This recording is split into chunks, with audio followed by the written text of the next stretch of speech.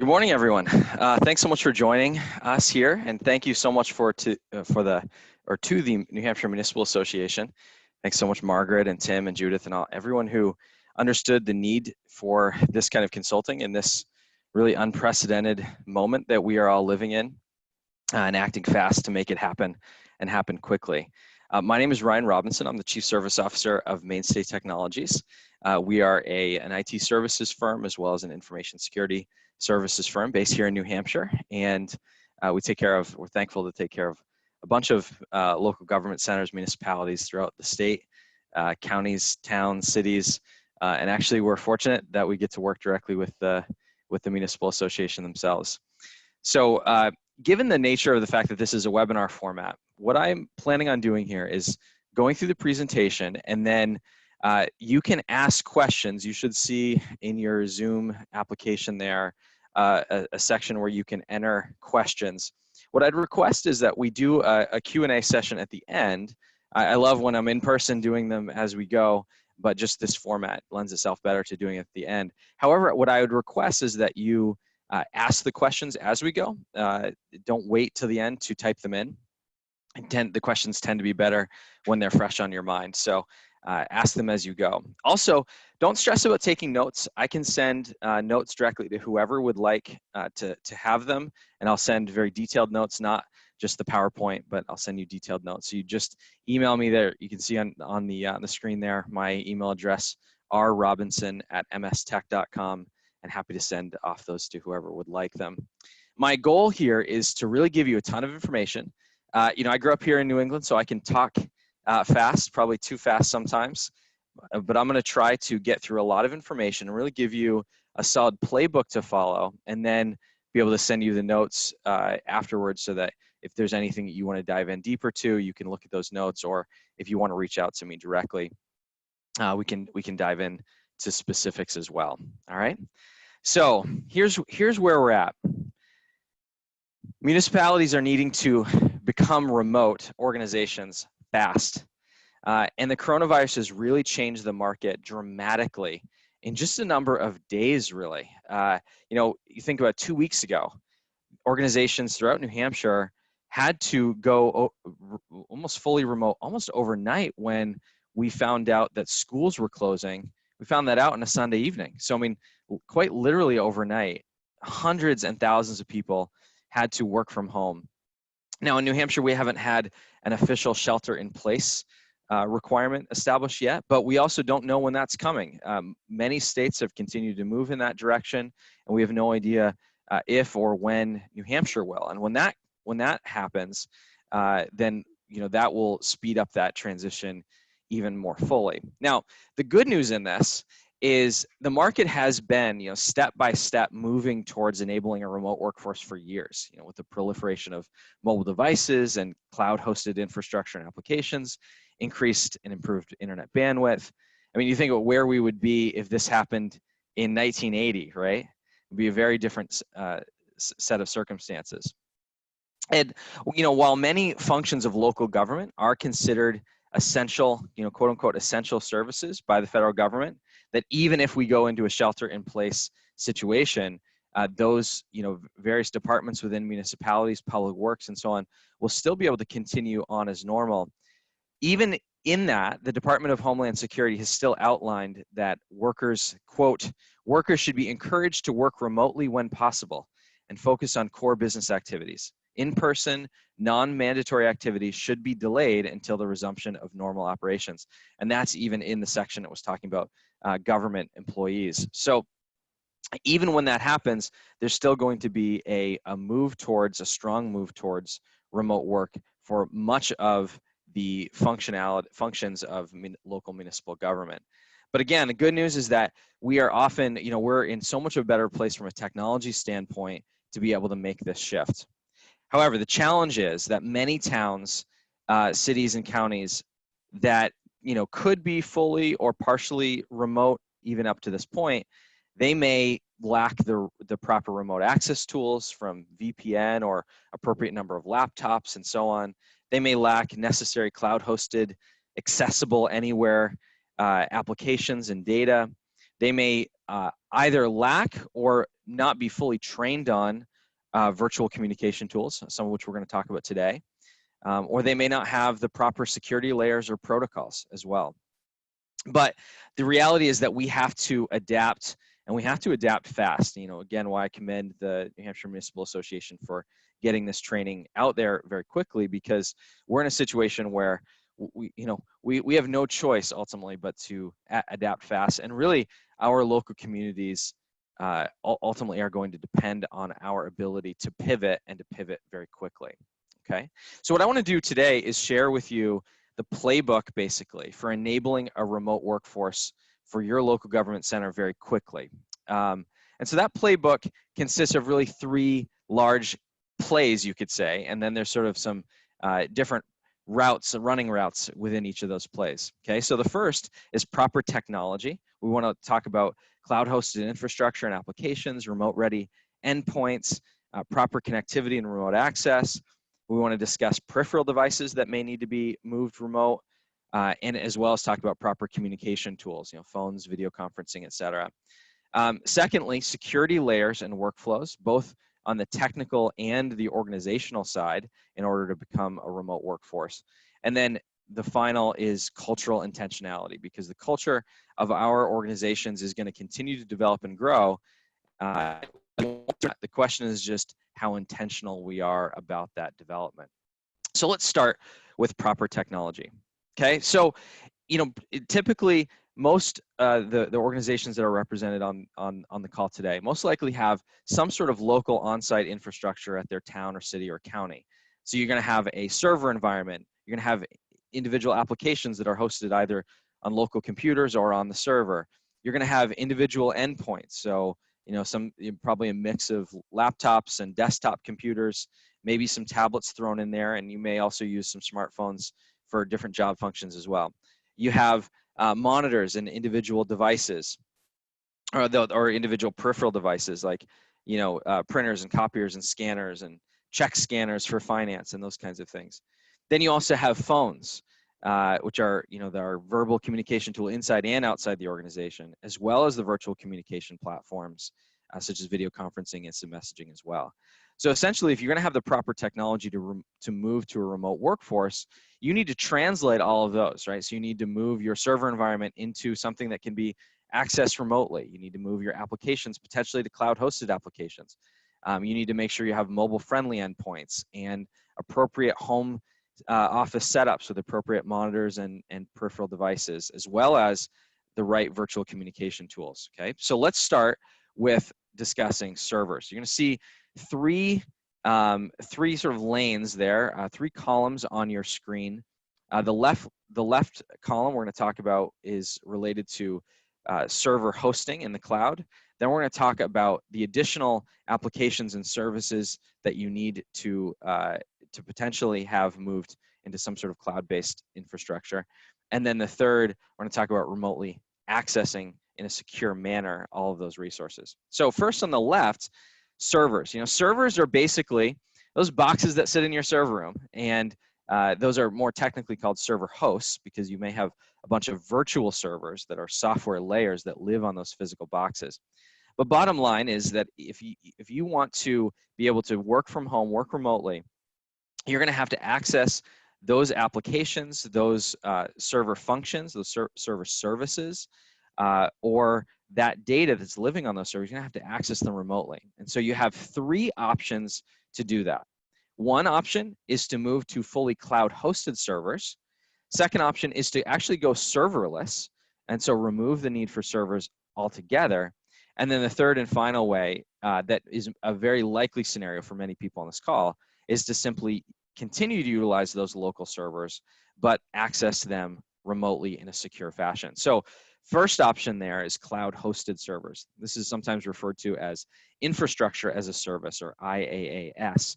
This is basically where you take those virtual servers that live on those physical boxes, and you lift and shift them. You take them up out of your physical hardware, and you put them in a data center. Data centers can be physically located all across the country, and they essentially are these big warehouses of servers that are all lashed together. that allow you to access those server resources simply by pulling them across the internet. Rather than pulling them across the Ethernet cables you have in your physical office, you pull all the applications and data and services from the internet. And that is the closest that you're going to get to a kind of one-to-one local infrastructure versus cloud hosted infrastructure. You're going to have all the same services. You'll be able to have the same server environment. You can, for lack of a better term, you can literally cut and paste your infrastructure and move it into the cloud. There's obviously detail work that has to be done to get there, but you're able to move it. There's two sort of sub options if you want to move to cloud hosted servers. The first is using what's called the private cloud, and the second is using the public cloud. The private cloud simply refers to individual data centers. So you may have heard of Rackspace and other private cloud, excuse me, private cloud companies that provide this service.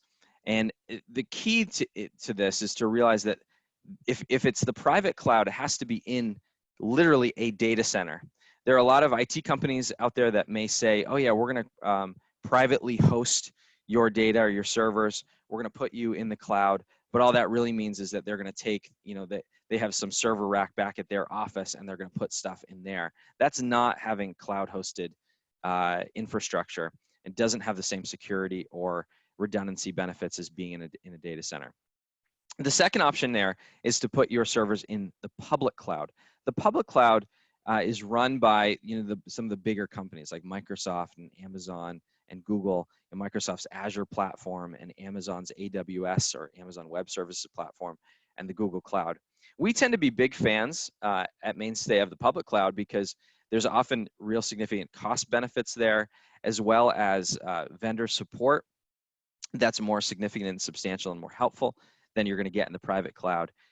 And you can, it's fully redundant, Microsoft's data centers, for instance, are geo-redundant. So even if a data center in one part of the country goes down, there's geo-redundancy so that a data center can, in another part of the country can be pulled up. So public cloud options are really great, but the key is, excuse me, the one problem with webinars. The key though is to make sure that you actually have your information or those servers hosted in the cloud and not just simply a server somewhere that's not in the data center.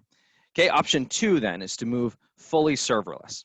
Now, in order to move fully serverless, basically you have to take all of the things that your servers are providing, which are typically a mix of application hosting, data hosting, and individual services. And then you need to offshore those, you could say, to other cloud hosted services, individual cloud hosted services. So for example, applications. What you can do is if you have locally hosted applications that require a local server, you can migrate those to the vendor hosted, cloud hosted versions of those applications. So for instance, many people, many local government centers use Munis, and Munis from Tyler Technologies. Well, Munis has a cloud hosted option, or GovPilot. There's a number of different municipal software out there that have vendor supported cloud hosted options. One of the things that often prevents municipalities from wanting to go in those directions are sometimes those are more costly. They cost more per month than the local licensing. And then also it may be that you have just bought a server environment. You just bought a new server and you invested a bunch of money in that, and you don't want that investment to go to waste. Okay, and those are all very legitimate options. But in a time as such as these, sometimes there can be way more cost benefits when you're going to have to become a fully remote organization anyway, to actually spend that extra cost, because there's other cost savings that you're going to receive through this transition. Also, we're going to see costs go down. There's economies of scale that happens when more and more organizations, excuse me, more and more organizations move to these platforms. And so we'll see more and more cost savings in these prices going down.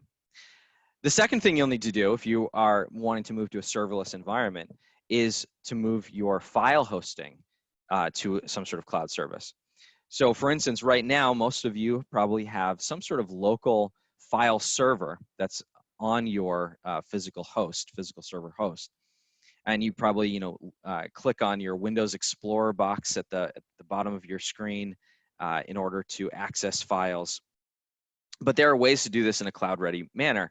One of the most common is Microsoft's OneDrive platform, which most of you, if you have Microsoft Office licensing anyway, Office 365 licensing, you most likely have this licensing paid for.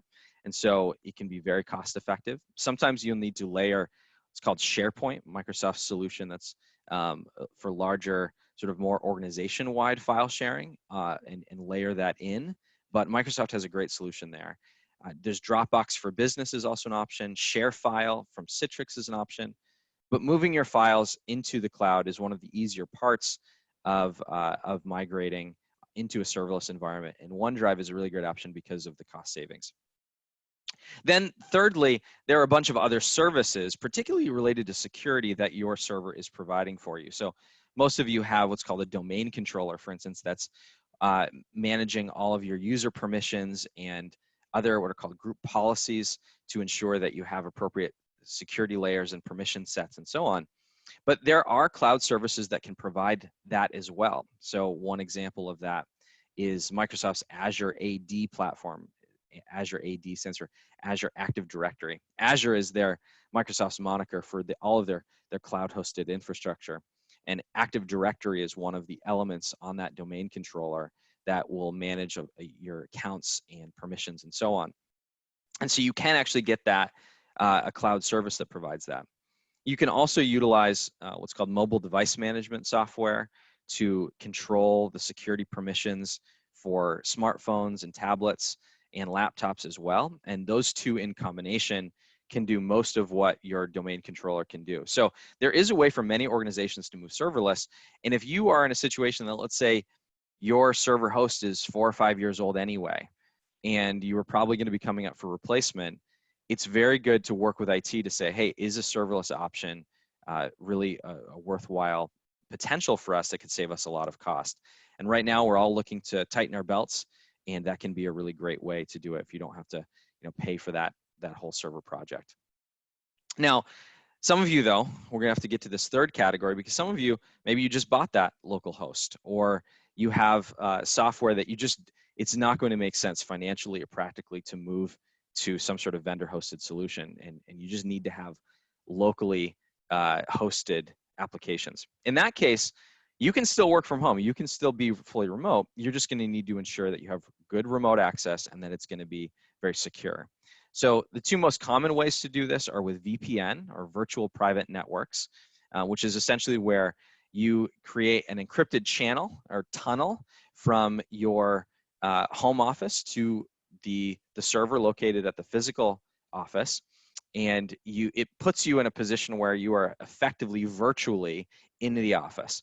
That is for users where you're just needing to access data or applications or services from that local server, but you have a really solid computer with plenty of bandwidth back and forth from home to work. The other option is using what's called remote desktop services, which is essentially where you use a laptop or a computer at home in order to connect to a computer, a physical computer that's at the office, and you are just essentially remoting into that computer, and then that computer is accessing the server resources. So some examples of this that you can utilize are like LogMeIn, which some of you may have heard of, or Screen Connect, which is from a company called ConnectWise. There's a number of good options there. The key, though, is whichever you use, whichever remote access solution you use, you need to make sure that you layer on what's called multi-factor authentication onto that. Multi-factor authentication, I'll talk about a little bit more later, but it's an important security layer because it requires that you not only, in order to access it, you not only have to have a password, which is a single factor of authentication, it's something that you know, but you also have to have a secondary or even tertiary form of authentication in order to access it, which would be something that you physically have, let's say like a smartphone, or something that you physically are, like let's say your thumbprint or a retinal scan, something like that. That dramatically increases your security, because if you have to access resources remotely or data remotely, it means that now in order for someone to be able to spoof you and get into that, they would not only have to have hacked your password and guessed that or used a password cracking tool, but they'd also have to have stolen your phone or killed you and cut off your thumb. Sorry to be gruesome. But that dramatically increases your security protocol. So if you're already using one of these services, that, you know, either VPN or remote desktop, and you're not utilizing any kind of two-factor authentication, something really worthwhile to talk to your IT team about. Okay, now that's servers. Now let's talk about your endpoints. Endpoints simply are your computers, your laptops, tablets, smartphones, anything that you are utilizing, any device you're utilizing to access the resources that you need to, whether it's from the internet or from your servers. In a word, this means you need to move to more laptops. Many municipalities in particular have been very accustomed to being, you know, working from the office, you know, almost all of the time. And so many municipalities are struggling right now because they have only desktop machines or mostly desktop machines. In order to really be a great remote workforce, laptops are one of the best investments that you can make. This is going to be easier for some of you if you, let's say, are right now just getting into the budget cycle where you're going to need to be replacing computers. For those of you who just purchased a bunch of desktops, this is going to be more challenging. But here's the reason. But if as you are buying more laptops, there's going to be some organizations that are going to definitely do this. As you're doing, I want to give you a few recommendations for what you should be looking for in a laptop. First is you need to make sure that that laptop is a business class laptop. So a business class versus a home computer or a retail machine that you might buy down at Best Buy or Staples or something like that. Business class laptops have really much more solid chassis, so they last longer. They have proper ports, so you can connect all of your dual monitors or peripheral devices. They also don't come with a lot of the adware or bloatware that, excuse me, that is very common on retail machines. And so your security is higher when you have those, when you have business class laptops, because hackers can utilize, or bots can utilize, that adware or bloatware to get into your systems. Second thing you need to do when you're buying laptops is make sure you have proper warranties. 3-year warranties are sort of industry standard. You think about the fact that that computer is your primary tool. It's like, you know, a hammer for a carpenter.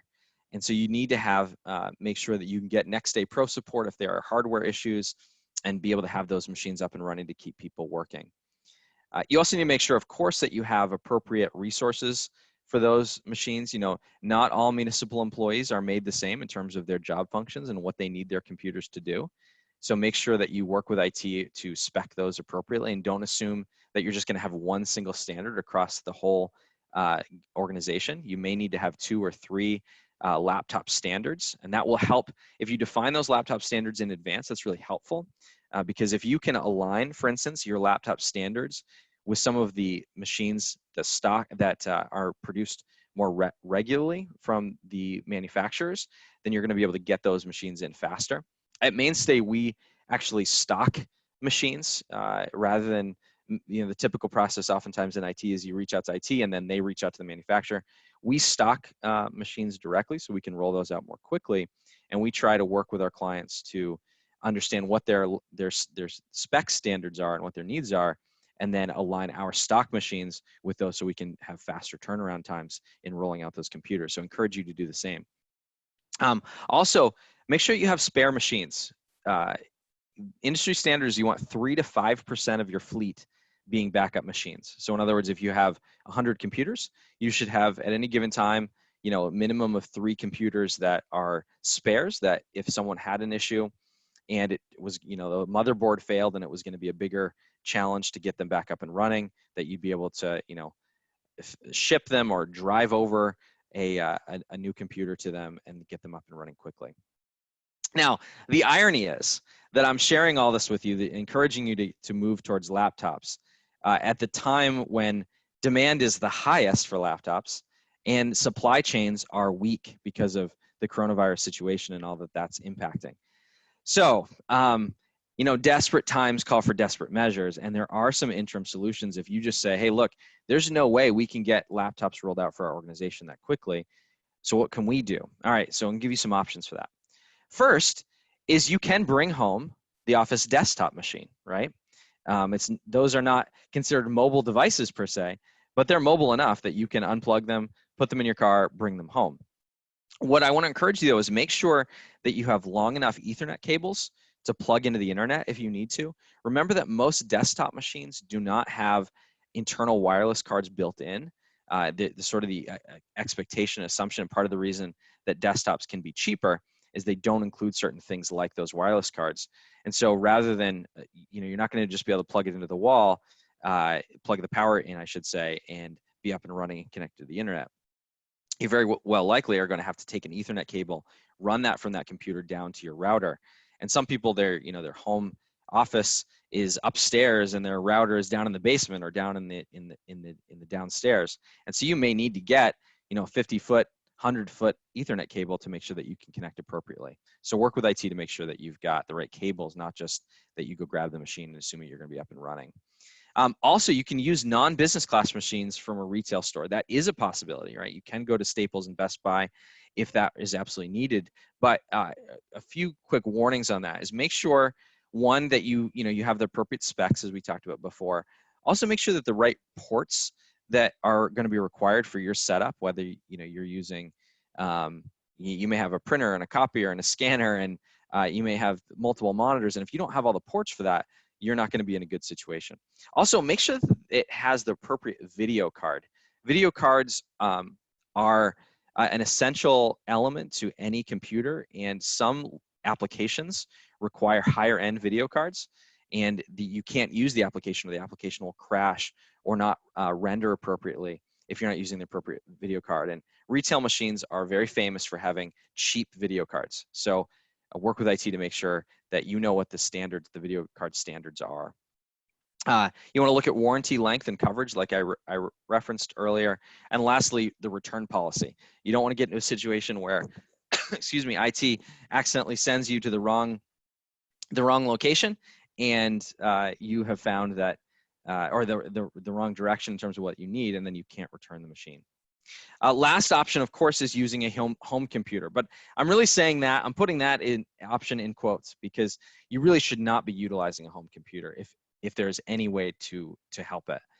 If you do have to, though, for whatever reason, you are just in a situation where that's your only option, make sure that that system is being monitored and managed by IT. So it should have the IT's monitoring software on there. It should have essentially managed antivirus, probably centrally managed web and URL filtering as well. And you want that integrated in with the other systems the same way, and controlled and managed the same way that a town-owned machine would be.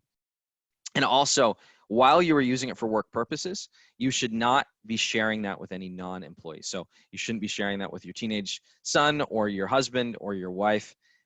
It's very important. It's easy for people to assume that everyone's going to be having safe web browsing habits or safe usage, and know to not download those free screensavers, but not everyone does. And those that can put not only you and your data in jeopardy, but it can put the towns as well.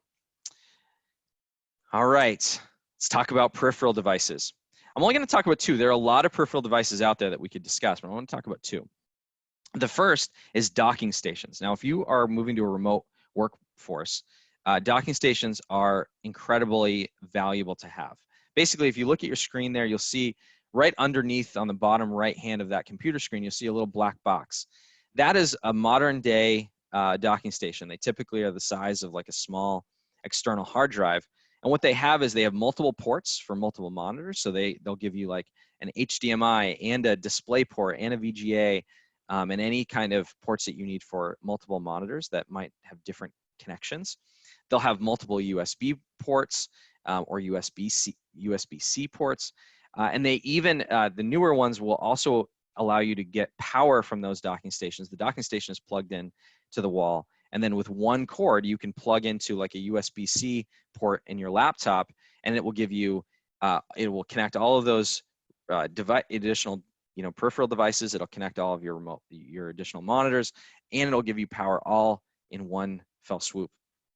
And especially if you need to move around with that at all, if you need to still go back to the office and back home, that can be really helpful, because with one cord you can plug back in and be up and running.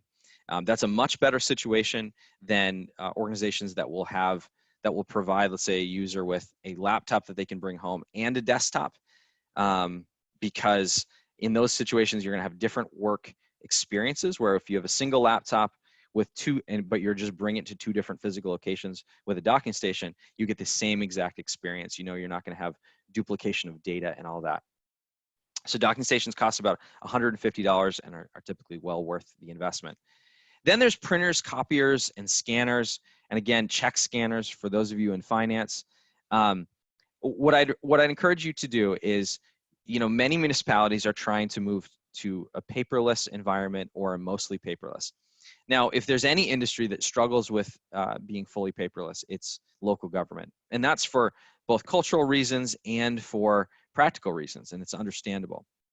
However, if you are in a situation, let's say you have certain departments within the town or the city or the county that could go paperless, this is an incredible opportunity. Even if you've had cultural pushback or pushback from individuals, this is an incredible opportunity to move fully paperless because of the circumstances that we find ourselves in. People are much more willing and understanding that they're going to have to make changes in their workflows. This is a great time to do it. So if you can avoid, you know, bringing those printers and copiers and scanners home, or supplying those to individuals, this is a great time to do that. However, if there is an employee that has a job role that does require it, obviously they can bring those home, and if they're in the office already. And you just, as long as you make sure you have the appropriate docking station or appropriate ports, you should be fine. But if you have to buy anything new, don't skimp on cost. You know, you're going to spend more time on, you know, IT support and frustration and paper and ink and all of those things.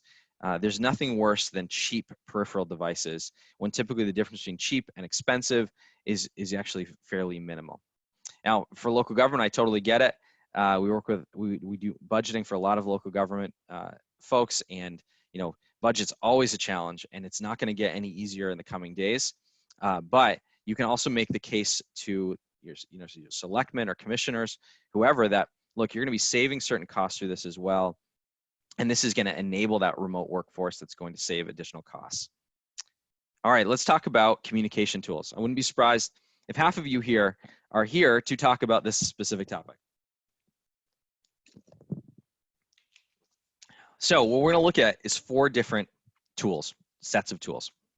First, we're going to talk about phones, and we're going to talk about unified communications, and then we'll talk about video conferencing tools, and then voice email. Okay, so let's start with phones. You know, over the course of time, you know, we've evolved from having the old copper phone lines, you know, the old POTS, plain old telephone lines, to having on-premise digital phone systems, to more recently moving to voice over IP, which is where the phone line is basically the internet line, and you're just getting your phone service over the internet, to now we're developing into unified communications. And we'll talk about unified communications in a minute. But basically, for phones, you have 2 options if you're going fully remote or even partially remote. Option 1 is if you're utilizing what's called a cloud-hosted VoIP service, or cloud-hosted voice over IP. You may be in a situation where actually the move to remote workforce can be incredibly easy, because you can literally physically unplug those physical phones and then simply bring them home, bring them to your remote office, and you plug them in and you're good to go, because the whole service is hosted by the vendor, by, you know, Comcast or First Light, or whoever your vendor is. So that can make it for a really easy transition. The other options, if you have cloud-hosted VoIP already, is that you can move from physical phones to what are called soft phones. Soft phones are not just physical phones that are made of softer material, but they're actually software applications. So instead of, you know, on a typical phone set, you would have like a number pad and you dial the numbers there. Instead, with a soft phone, you have a software application and there's a dial pad there, and all of the controls that you would normally have on the physical device are just transferred over to your computer.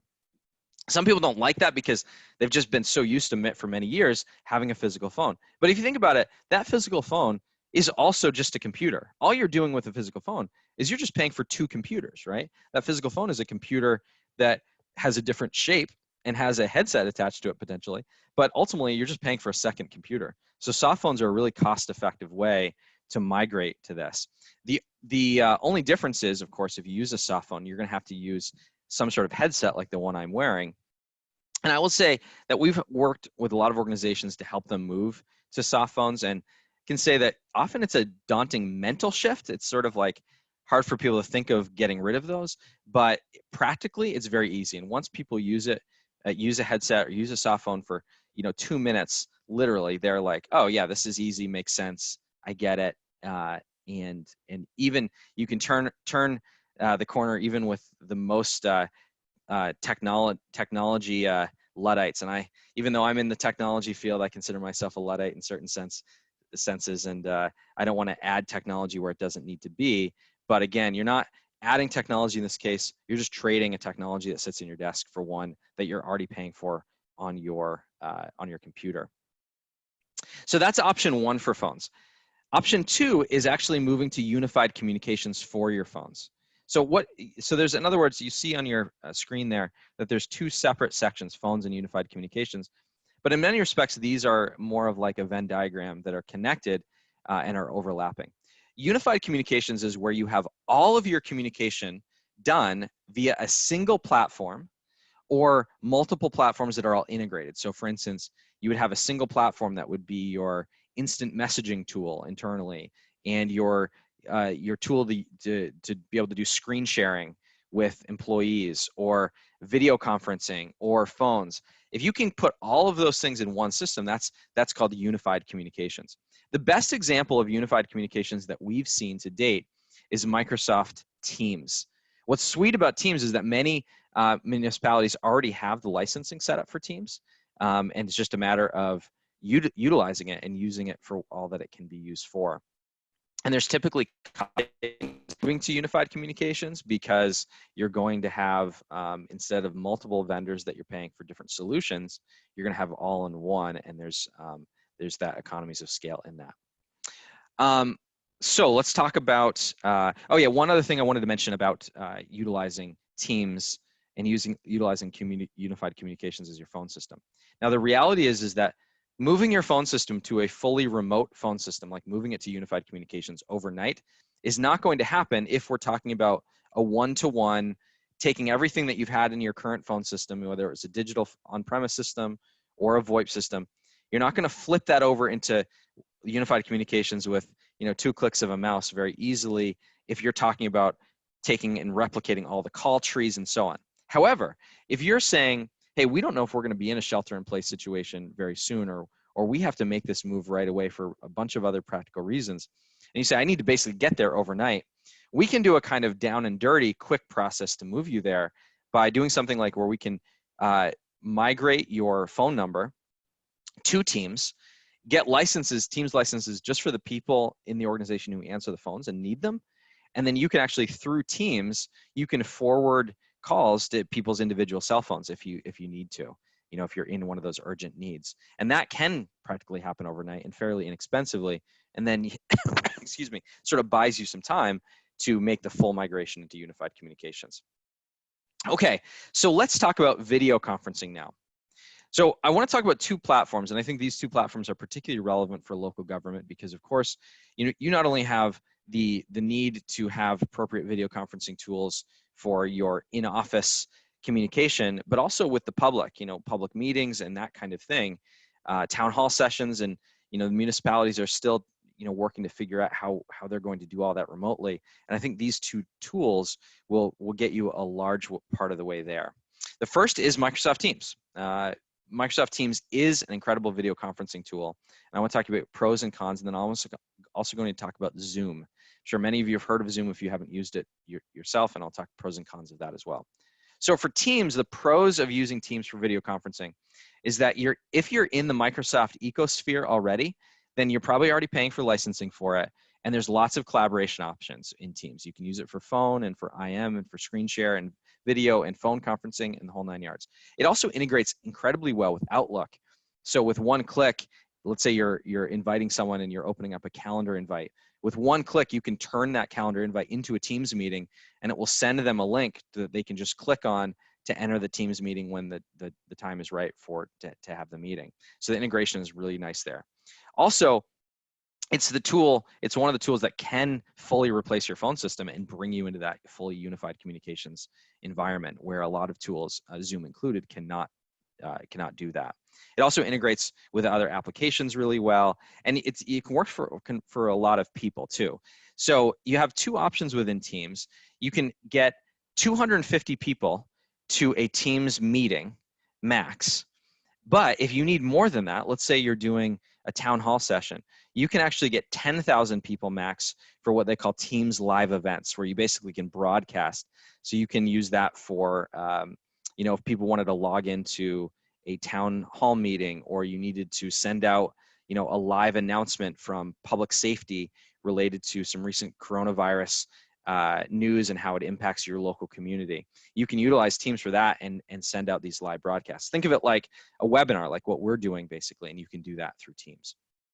Now, the cons of using Teams are simply really related to cost. Now, I say that with the fact that Teams is actually very cost effective as a general rule, but there are additional licenses that you've got to buy if you're going to utilize like the audio conferencing element of it or the phone system element of it.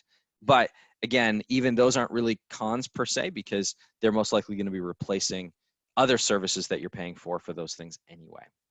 So Zoom is getting a lot of press right now because they're one of the few companies who have done really well in this challenging stock market situation. If you had invested in Zoom back in January, you're probably a very happy person right now. The pros of Zoom is that Zoom is doesn't matter what ecosphere you're in, whether you're in the Google ecosphere and use Google Apps, or whether you're in the Microsoft ecosphere, or you use open source software. Like, it doesn't matter with Zoom, because you can very easily open up an individual or a corporate account, and you don't have to have a tenant from Microsoft or for Google or any of those things. You can just easily get it up and running, accessible from anybody. Now, they also have been an industry leader, which is part of the reason that their stock has skyrocketed and they've done really well. And part of the reason is because just from a technical perspective, it's very good. They do a good job of balancing like your bandwidth, what you have for bandwidth, and then calibrating, how many pixels are presented on a screen and so on. So those kinds of technologies will help prevent hangups and technical glitches. Now, Microsoft is really good with that too, and they're getting better all the time, and they're putting a lot of R&D even in it currently, based on the current situation we're in. So it's not like that's an ineffectual offering, but Zoom is just a known quantity and has been doing it well for many years. It's also, if you're doing a lot of live broadcast events, it's excuse me, the format is really well built for webinars. I mean, we're using Zoom for this webinar today.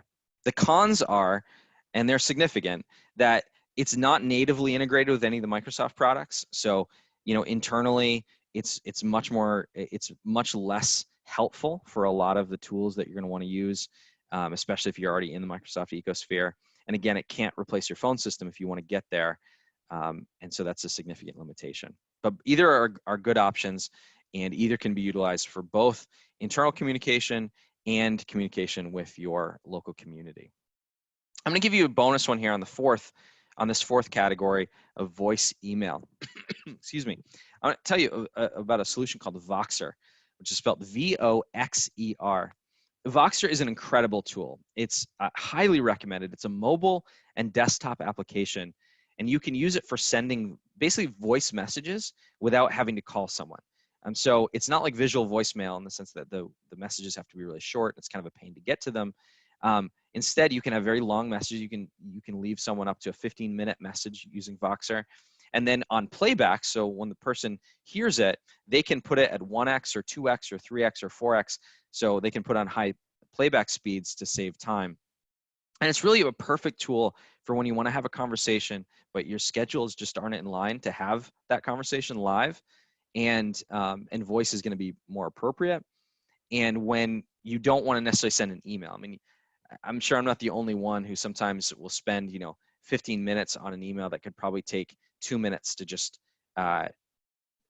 talk through. And so Voxer is an incredible tool. I would say a lot of the progress Mainstay has made over the years, in fact, has been because all of us on the executive team all utilize Voxer, and many of the folks in our company use it.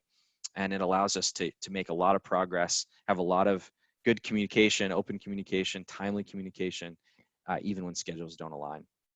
You can do a similar thing through iPhone using what's called voice texting, but the problem with that is it only works with other iPhone users and it's mobile only. whereas you can utilize Voxer with anybody who has the application, and you can also use a desktop version as well. So strongly recommend you just go to your app store and download Voxer there. Okay, now let's say you've got the proper technology in place.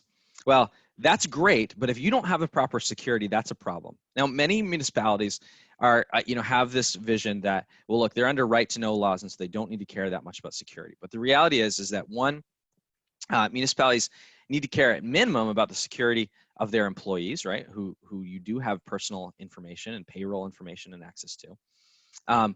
Also, you need to care about that from a public relations standpoint. I mean, it's not a good thing if your town manager or your selectmen are going to have to deal with a situation where your town has been breached. I'll tell you, when the town of Greenland was breached and ended up being in USA Today, I can guarantee you no one was thinking, oh well, no big deal because we're under right to know.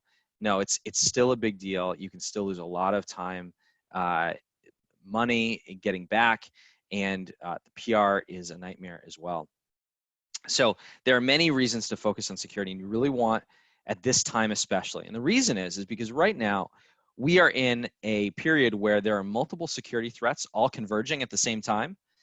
One is the fact that organizations are becoming, fast and loose with security right now because they're needing to change rapidly. And then you also have individual users who are much more likely to fall for social engineering and being scammed and being phished over email when they're in a new environment and navigating change. And then you also have people moving to home networks that don't have the same technical security layers as the business networks do.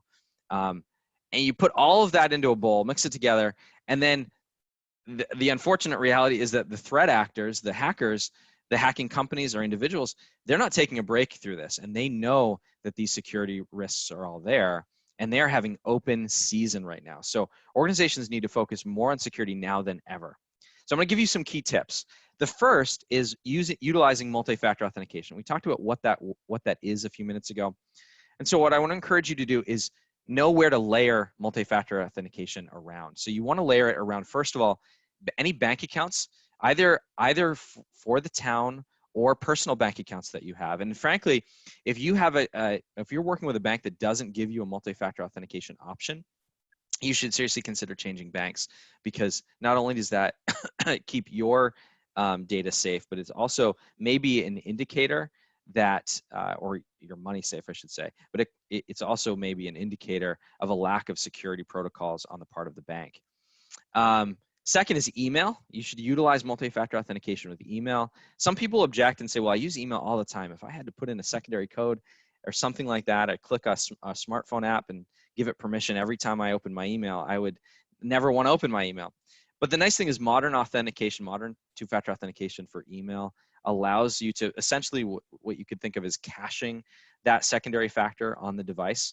So the only time you would actually have to put in that secondary code is if you were, going online using a totally different computer and going and using, accessing your email through Outlook.com or something like that. So it's really quite convenient and easy, and you only have to put it on once at the beginning, or if you change computers. Third, you want to layer on VPN or any other remote access tools, because again, that's how people can get into your environment, is through that VPN. And then anywhere else that sensitive data lives. So if you have any finance applications or whatever that are hosting sensitive data about your employees, or about sensitive town matters, HR matters, etc., then layering multi-factor authentication on there as well. Staff training, secondly, is also key. Your users are your #1 security risk. And that's the case even when you're in the office, right? And so now all the more, we need to ensure that our teams have appropriate security awareness training as part of their onboarding if you're bringing on any new employees. And that training should be updated at minimum annually. And so what I want to do now, thirdly, is give you some secure email practices that you can, again, if anyone wants these notes, I'm happy to send them to you, and you can just cut and paste this and send these to your team. But if they see, 91% of the security breaches that occur start at least with email. They at least begin with email. And so handling email phishing well and training your team to know what to look for and how to respond is really key. So let me give you some quick tips on that. First of all, if you get an email that you're not sure if it's actually from the sender. If it's, you think it's from the finance manager, but you're not quite sure, you think it's from the town administrator, you're not really quite sure, what you can do is click reply. Don't send, don't hit the send button, but you can click reply, and it will show you the actual address that it comes from in the field there. You also want to hover over any links to make sure that there's no fishy domain names, and that something doesn't look like it says Amazon.com and actually is going to send you to something totally different. Also, don't click on any links that you don't need to. If you get if you're trying to track your toilet paper package coming in from Amazon, don't click the track package in your email. Go over to Amazon.com, sign in, and then track it there. And the one link you never want to hit, this can be counterintuitive for people, but is the unsubscribe link. That's the one link that you can almost guarantee is going to be corrupted, because it's the one link people click the most. So instead of hitting unsubscribe, what you want to do is mark that message as spam, and that will also have the additional benefit of teaching your spam filter what to look out for and avoid. Also, never click download images, the download images button in Outlook. If an email doesn't come through appropriately and it's not trusted, you should never click that button. And then lastly, you want to voice verify. It used to be the case that if, let's say, excuse me, let's say you got an email from your boss, you weren't sure it was them, you could open up a new message and say, hey, I got this email, looks like it was from you. Is that actually from you? Now you can't do that, because it may be that their email account has been compromised. And so you're just going to get an email back that says, yes, that was me. So what you have to do now is you have to actually call the person and say, I got this fishy looking email, just wanted to make sure this is from you. And then lastly, you need to establish an information security program for your town or city or county. This is especially critical for counties, let's say, who are utilizing, who have, let's say, EMS, or have nursing homes, or have HIPAA protected data. But it's really critical for any organization, because you need to have the proper rules of the road. That there are both technical and administrative and physical safeguards. It's not just technical that you need to be thinking of. And having an appropriate information security program means that you have periodic risk assessments to understand where your risks are, both technical and organizational. An information security program should help define what your policies and procedures and workflows are in your organization. They should establish what your training requirements are and how those trainings are delivered. They should include, you should have phishing testing of users being done. It's an important part of the training process. Dark web monitoring, manage, excuse me, all of you are going to think I have coronavirus. I do not. And even if I did, you can't get it through one of these headsets, so don't fear. But you also, if you're under any particular state, federal compliances, you need that governed appropriately as well. And so that's really what that information security program is all about. And don't assume that that's something that IT will do for you. It's very commonly the case, unfortunately, that IT partners will raise their hand and say, a town administrator will say, hey, so IT, how are we doing related to security? And even the fact that you're asking IT, if you're asking them and them alone, it may imply that you have a misunderstanding that somehow technical controls are all that your organization needs in order to be secure. But the reality is that your information security program helps make you secure, that covers both technical, administrative, and physical controls. And that's not something that's in the purview of IT. And so you need to work with an information security partner specifically on that. All right.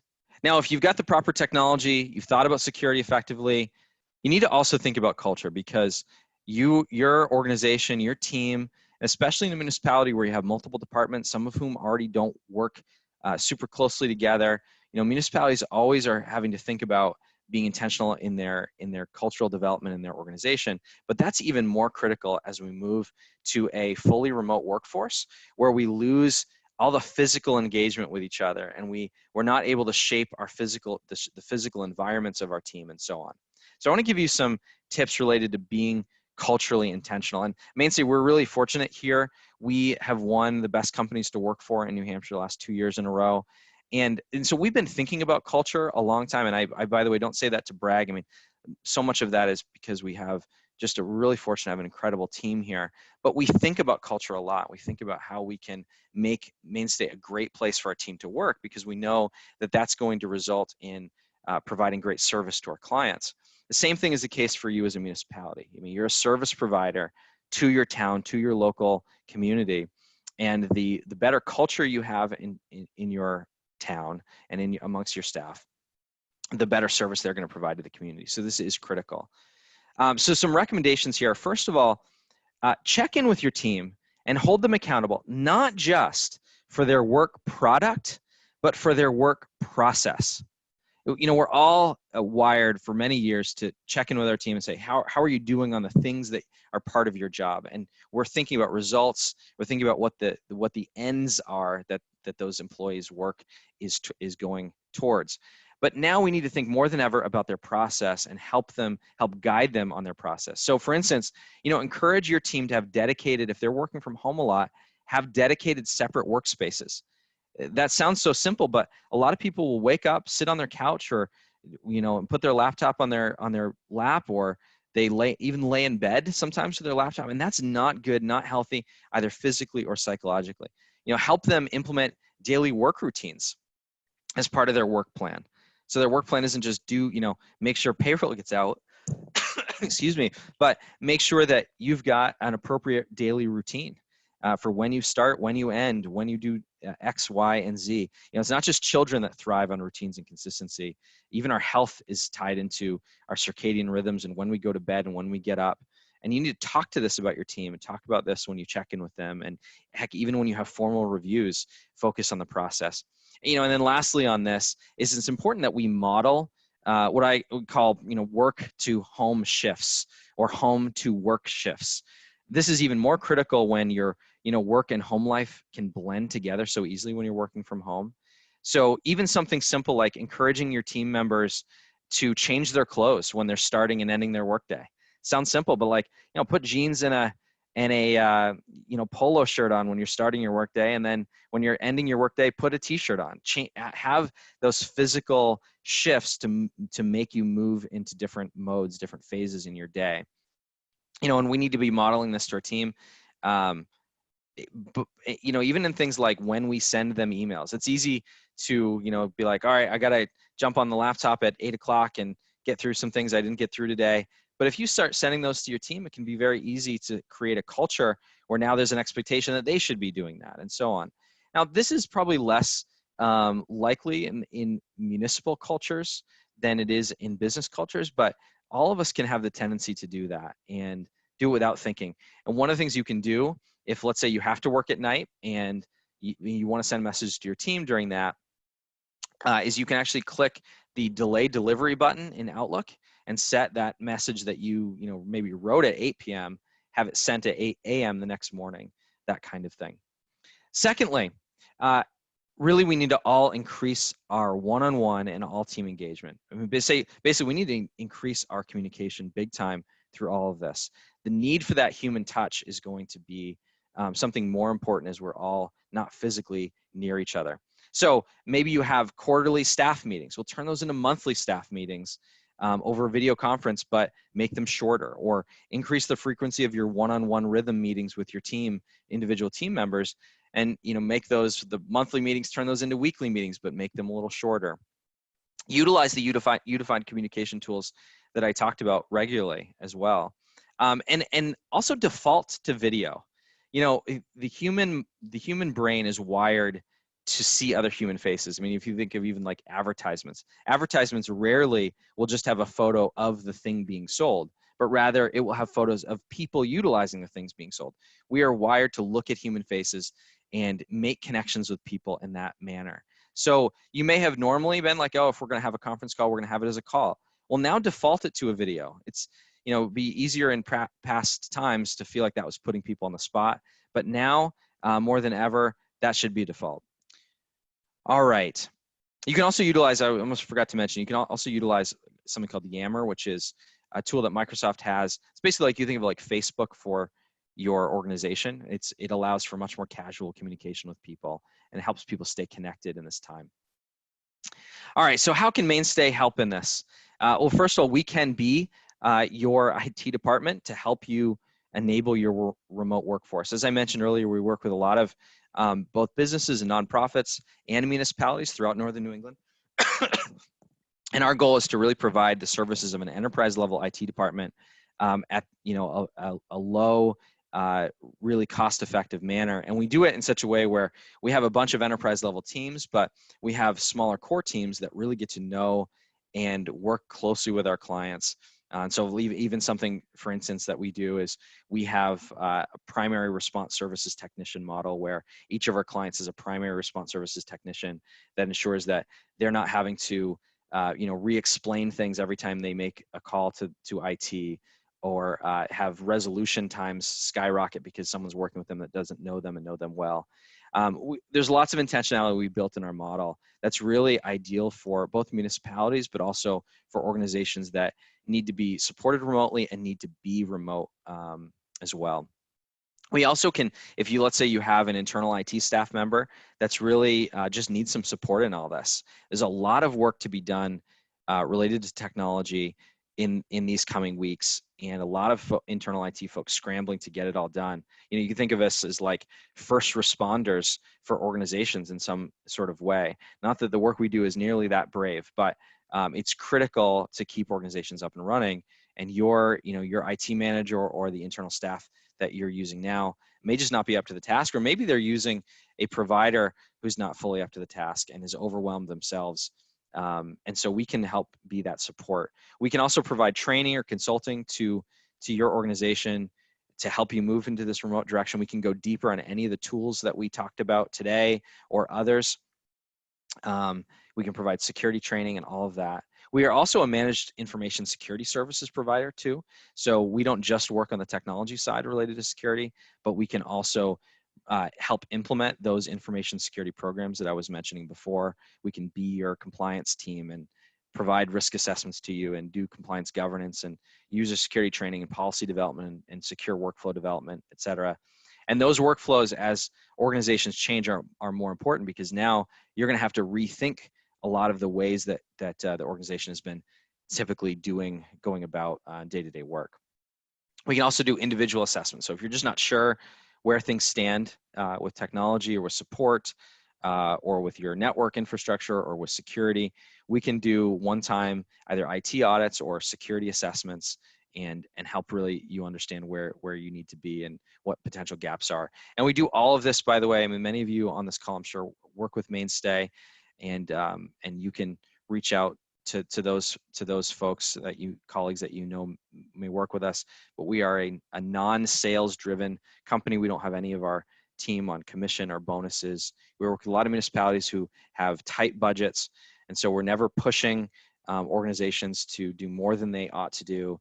And this is an important time for all organizations, not just municipalities, but especially so, to be tightening belts.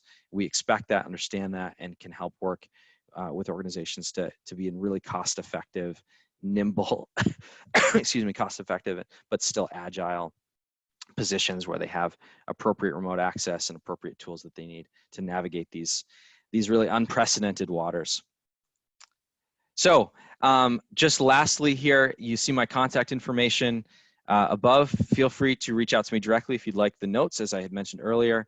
And also feel free to reach out to New Hampshire Municipal Association with any feedback, positive or negative, or if you have other ideas for, like, let's say there was an individual bullet point here that you'd like to dive into more fully. You'd like to see a webinar built on just that. We're happy to do those kinds of things. And so, yeah, feel free to provide any feedback to either myself or to the association directly. Thank you again, everyone, for joining. And what I want to do is transition real quick to some questions and answers. All right, let's see here. Do you have any recommendations for virtual meeting services such as Zoom, WebEx, and GoToMeeting? Yes, so obviously I talked about two. I talked about Zoom and Microsoft Teams. WebEx and GoToMeeting are also two other solid tools. There's also Join.me and Adobe Connect. There's a lot of different tools with use cases and pros and cons for each. Much of it becomes a question, so these are questions that have to be answered with other questions, because you have to think through how you're planning on using the tools, what your budget is for those tools, how many people are needing to access them, And all of that is sort of the licensing navigation and the technology navigation needed to consult on what the right tool is for your particular municipality. So these are ones where it'd be great to talk directly and consult individually, but those other two that you mentioned are also solid tools. Cisco WebEx and GoToMeeting, also, and Citrix GoToMeeting are both good tools. So if you're using those, you get a lot of value there. And if you needed any additional consulting or support on how to utilize them more fully, let us know. But again, just going back to the main limitation for both WebEx and GoToMeeting is they are specific to video conferencing tools, whereas something like Teams is a unified communications platform. So if you can get to Teams, that's typically going to be your more ideal scenario. Good question. Let's see here.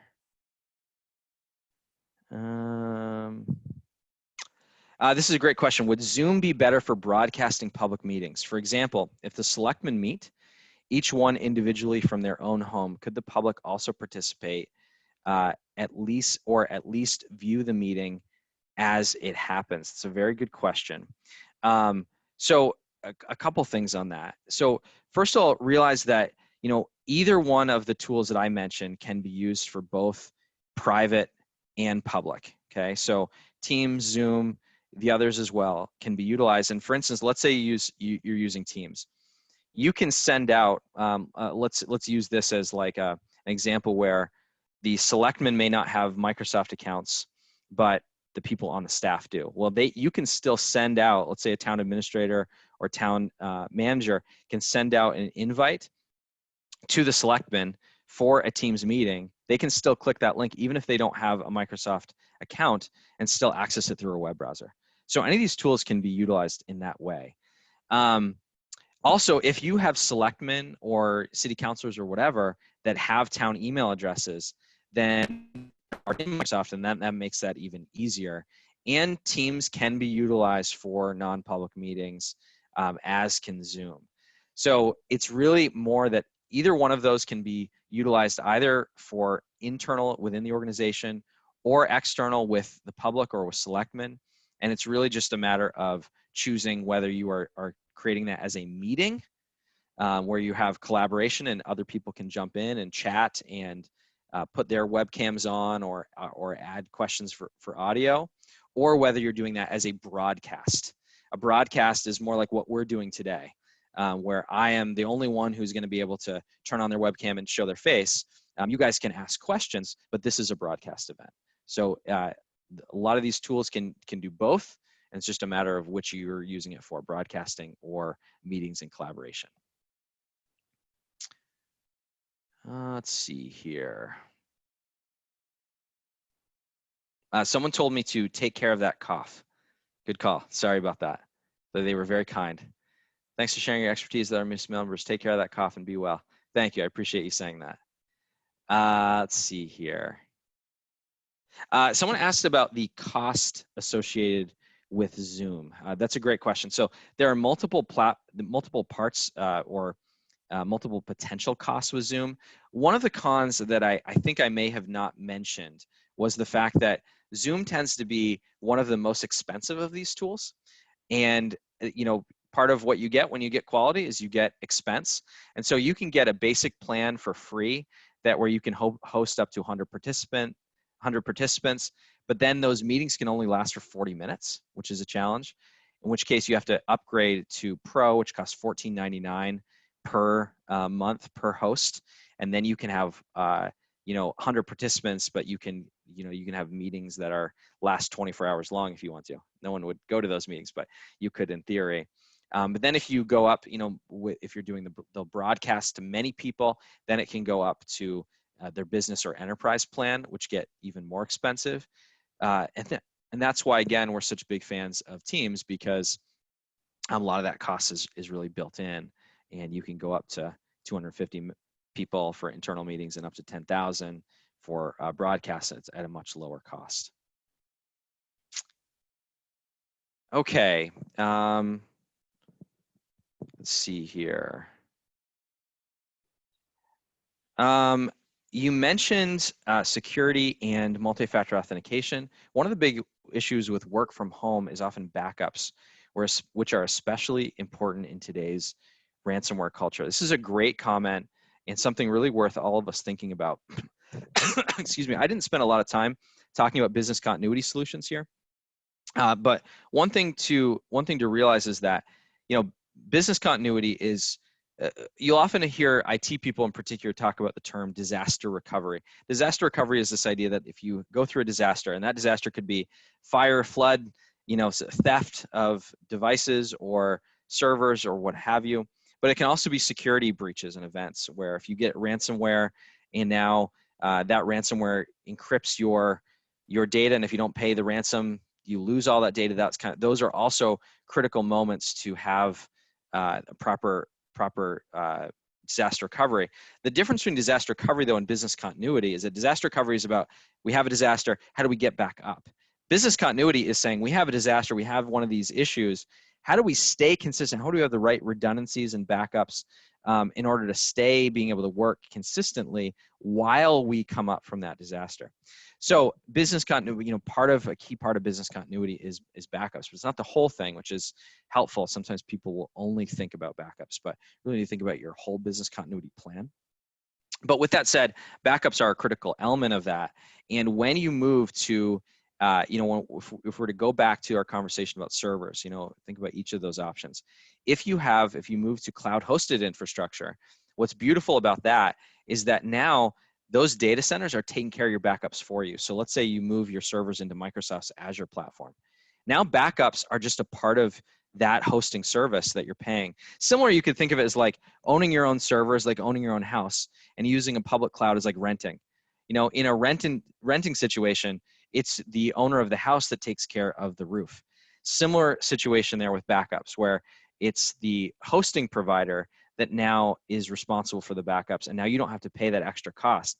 Many of you probably pay $300, $400, $500 a month, maybe more, with backups, or just to pay for your monthly backups.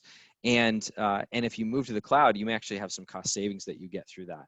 So that's in that option. If you go serverless, then you have to be really wise and think about, make sure that all of those cloud services are providing their own internal backups that we talked about. If you're in a situation where, let's say, your application is now hosted by Tyler Technologies, you need to make sure that Tyler Technologies is covering the backups there, which in that specific case they are. But you need to make sure that you're thinking about that at each layer. Same thing with files. If you have files in the cloud, those backups should be included as part of that service. But if you've got people that are still putting documents on their home C drive, that's a real problem, because you're going to have a tougher time managing backups for those local machines now. And that's why, going back to my conversation about information security programs, part of an information security program actually should include your business continuity planning. And that business continuity planning should part of the policy that you should have is that people, if they're working remotely, should not be putting files on their local computers, but utilizing either those cloud-hosted servers or those cloud-hosted file sharing options, so that you do not have to worry that backups are not going to be taking place. You can also do individual backups for those computers using some cloud services as well. Or you can have shared drives that they're using the same way that they would if they had a local server environment. So, we can help you with that, or you can work with IT to ensure that you have backups at each level. So that's a great call. Thank you for making that comment. Very critical. Okay, I want to be respectful of your time here, so I may end here. Thank you so much. There's a lot of good questions that I probably won't be able to get to, but feel free to ask any additional questions to me directly. And certainly we'll send you the notes, and that may help clarify if there's anything that you missed along the way as well. Thank you so much. I really appreciate everyone's time today. I hope this was helpful and valuable. And I hope all of you are well and safe out there, and let's stay in touch.